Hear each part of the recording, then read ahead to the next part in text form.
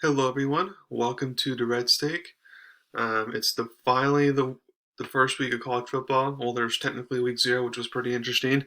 But now this is the first full week where we have a bunch of games, and at this time, it's time to finally reveal my predictions. Now, I've actually already posted it on my LinkedIn page, so if you want to see a full copy of it, since I won't go through everything on it, please check it out down Durrett on LinkedIn.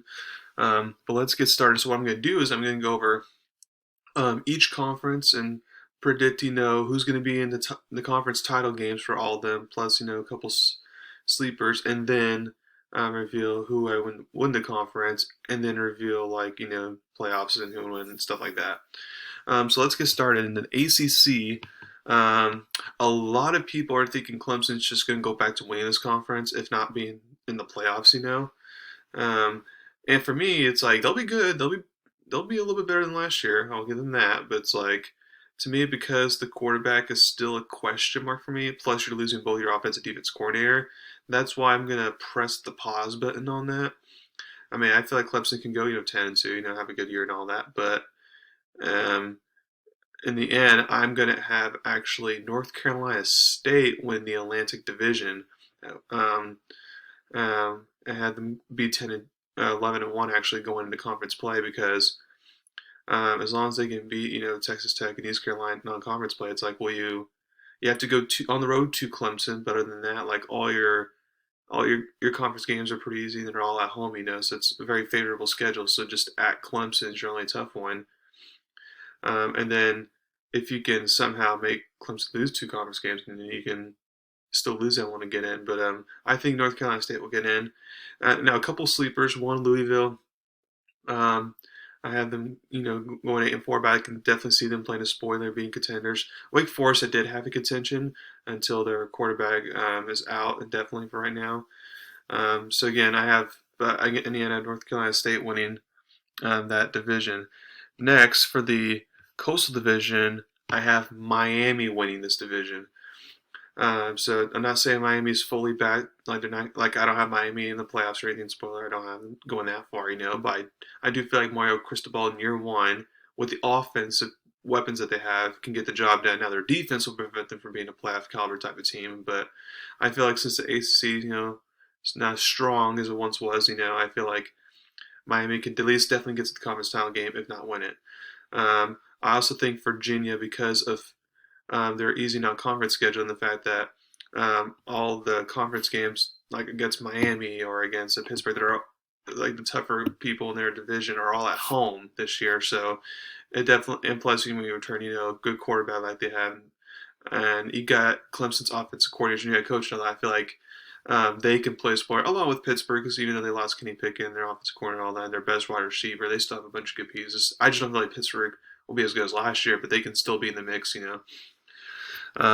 So now you have Miami and North Carolina State in the ACC changing game, which is very different from because most people have Miami and Clemson or Pittsburgh and Clemson. So, but I think it's going to be Miami and North Carolina State, and I have Miami beating North Carolina State to win the conference. We have the American Conference, and the question is, will Cincinnati win this conference for 3 times in a row? My opinion, they will not. They just lost so many pieces to the NFL. I mean, when you have 9 NFL draft picks, it's like it's kind of, especially as a group of 5 team, it's impressive. It's also just kind of hard to replace. So I feel like while Cincinnati will still be good, they won't be playoff caliber good. And the team I feel like to beat in the American is Houston, and Houston's schedule sets up nicely for them because they avoid Cincinnati and they avoid UCF on their schedule. And then like they're at Memphis, but I think Memphis would be a mediocre team. And then better than that, it's like that's a very capable type of schedule there. And then for non-conference, besides Texas Tech, I mean they have which is again going to be like a mediocre type of Big 12 team. If that, it's like they have a pretty nice schedule sets them up. Now, because their schedule is not as solid as Cincinnati's was last year, even if Houston goes undefeated, they're not going to make the playoffs or anything. But I feel like Houston's definitely like the lead candidate to be like to not only win this conference but to be a New Year's Six bowl representative when it's all said and done. I also like UCF. They're going to be starting the Ole Miss transfer of Mason Plumlee now, and I feel like, or and I feel like he's going to be pretty good. Sorry, John Public, my bad. But I feel like he's gonna. They're gonna be pretty good. They're gonna be bad till they're well off. It's now. Their defense still has some question marks and all that, but their defense did show some improvement last year. So I do like where they are going to this next year. So I feel like we'll have a Houston UCF conference title game with Houston winning it all. Um, and then Cincinnati, I would have next 9-3. Again, potentially playing, um, being the mix, but again, just losing too many draft picks, including the quarterback Desmond Ritter, is just too much to overcome. And then you got, like SMU, Memphis, he's going on the middle back there. So now to go to the Big 12. This one's one of the hardest conferences for me to predict here because some things can go so many ways here. Um, but despite all the starters that they lost, one of the teams I have making the Big 12 title game is Baylor. I do feel like despite losing a bunch of starters, they return a lot of their starters on the O line and D line, which is very important. And they're very good O line and D lines, which will help. But then I also feel like the quarterback who played in that Big 12 changing game last year, he'll just continue his progress, continue his goodness. And then while they do lose a couple key defensive pieces, Dave Aranda, who's a defensive guy, will get the best out of them. Same with Jeff Grimes, their offensive coordinator. I feel like they'll just um, pick up where they left off last year to a degree. Now I'm not sure if they're playoff ready quite yet. Again, like last year, they'll be top 10-ish, but I'm not sure if they're playoff ready. But I feel like they can definitely be making the Big 12 title game once again. And then the other team I have making the Big 12 title game is, no surprise, Oklahoma. They get Dylan Gabriel, the UCF transfer quarterback, and they get Clemson's defense corner for a long time, Brent Venables, who's an OU guy. So I feel like everything's kind of set up for them to have success. Now I know they lost a lot of players to USC once Lincoln Riley left, and it's going to take a while for Brent Venables to establish his defensive personnel and culture and all that. But I just feel like OU definitely has the talent to get there this year. Next, I have Texas. I have them, being in the mix 8-4. I don't have them having a losing record like last year, that's for sure. And then two other sleepers to keep your eye on. One, Oklahoma State. Obviously, they're always going to be a sleeper. But also watch out for TCU. Sonny Dykes, the SMU head coach, comes over to TCU, runs an air raid system. So TCU's offense, should be legit just like that. Now the TCU's defense was more the issue last year, which Sonny Dykes ain't going to help. But as long as they can, just be okay enough on defense, and then just like I said, be that explosive on offense, I can get them back to being eligible, back to being relevant.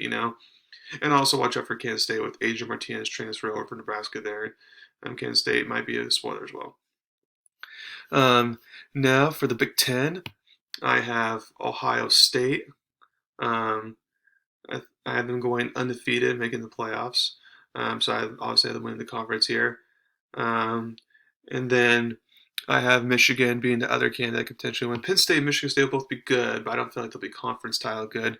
And then the other division, you could pick. It could be a coin flip between Minnesota, Wisconsin, Iowa, Purdue, Nebraska, Northwest. It could be a coin flip between all these teams, but I'm going to go ahead and go with the safe bet here and go with Wisconsin barely to win the division, but then to lose to Ohio State Big Ten championship game. Next, you got Conference USA.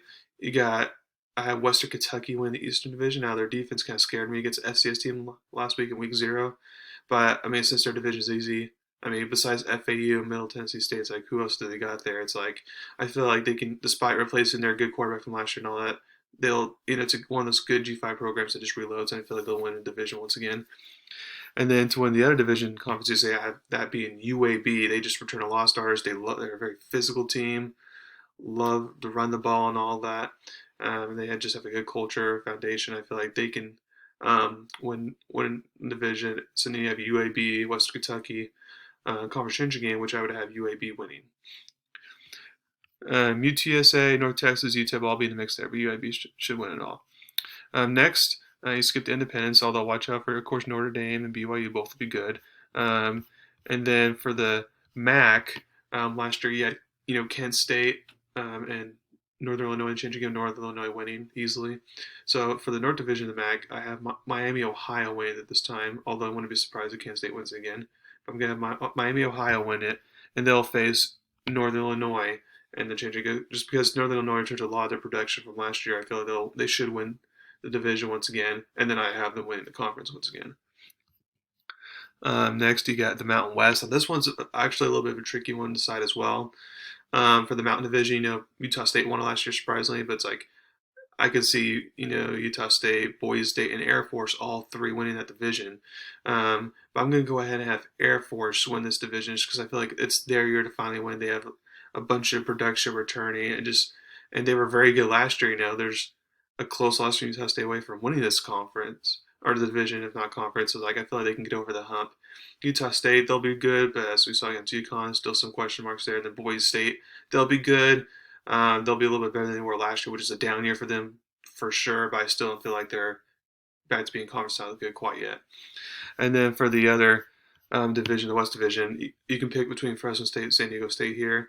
But I'm going to go ahead and go with Fresno State here because I trust their quarterback more. Even though San Diego State may have the better defense program, I just like Fresno State overall better.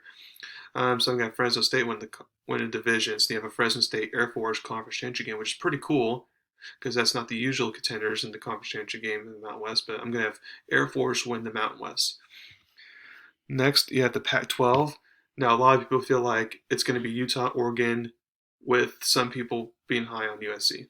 So for me, I have it between Utah and Oregon, the Pac-12 championship game. Now USC will be good. They'll be like an 8-9 team, but it's like let's calm down on them being playoff worthy. They just have too many holes to fix, and they can't fix them overnight. Their offense will be good. I don't worry about their offense. All their offensive line's kind of so suspect. But their defense is what I'm worried about, and their defense will prevent them from winning the conference.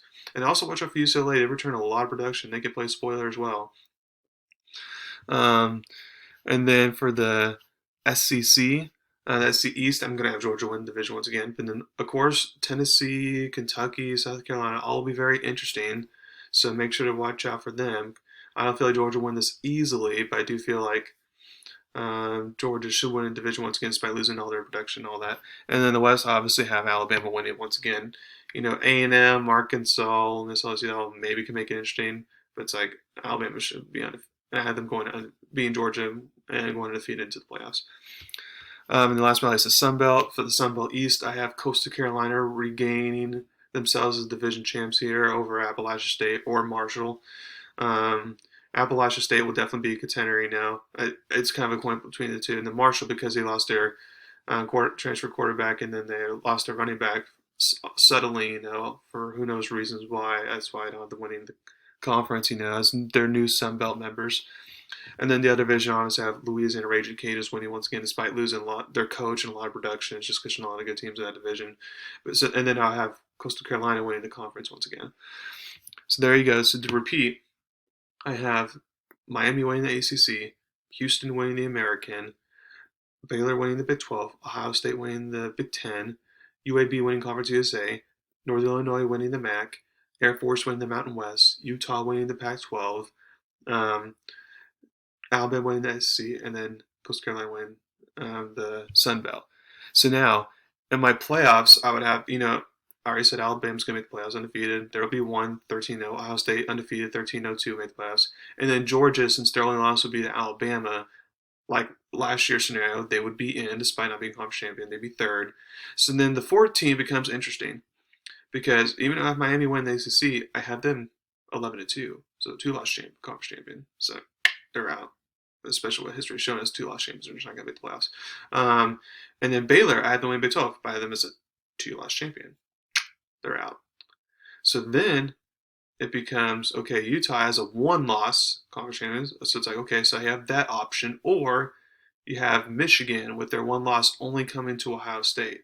So that'd be a very interesting debate there. It's like, do you now I have 1 non-conference champion, 1-loss team make it, but then 2? Because if you're going to have Georgia make the playoffs with their loss being the number 1 team, then you shouldn't have to put out Michigan with their loss being to the number 2 team. Like that wouldn't make sense there to contradict yourself. You're the playoff committee. It'd be a tough choice, because Utah is the conference champion, but because Michigan plays in a better conference and all that, and again their 1 loss is to a better team and all that, I just feel like they would get the nod to Michigan there. So my playoff 4 teams would be Alabama versus 4 Michigan, and then Ohio State versus 3 Georgia. I would have Alabama, Ohio State championship game, which like a lot of people are predicting there. and I would have Alabama getting revenge from last year and winning it all. So thank you very much for listening to my podcast today. Please subscribe to my channel, tell me about me. Thank you very much, and you have a wonderful day.